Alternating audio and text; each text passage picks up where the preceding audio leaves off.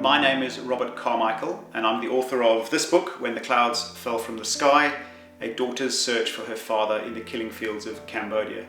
If you're watching the video, then you probably know about the website, whencloudsfell.com, so I'm not going to talk about the book here particularly and what it's about. I'm mainly going to focus on one of the questions I often get asked, which is how I met the main character. Her name is Neary. Now Neary is French-Cambodian and her father was Cambodian, her mother is French, and I met Neary when I returned to Cambodia in 2009.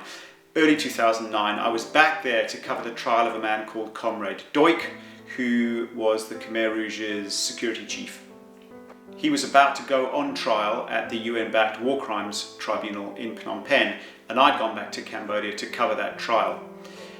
I met Neary and her mother Martine entirely by coincidence. We were both eating breakfast in the same cafe in Phnom Penh just a day or two before Ouk's trial got underway.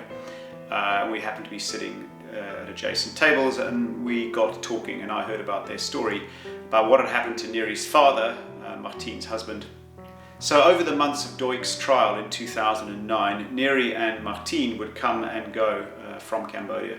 So I got to know them pretty well over the course of Ouk's trial, and eventually I spoke to them and asked whether they would be agreeable to me using the story of their search for Ket, Neary's father, and what had happened to Ket's family and to their family as a way to illustrate what had happened to Cambodia as a nation under the Khmer Rouge, under Pol Pot's rule, when 2 million out of 8 million people died in terrible circumstances in less than 4 years.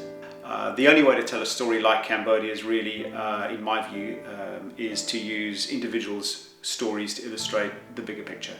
There's no way we can get a grasp of 2 million people dead. It's impossible.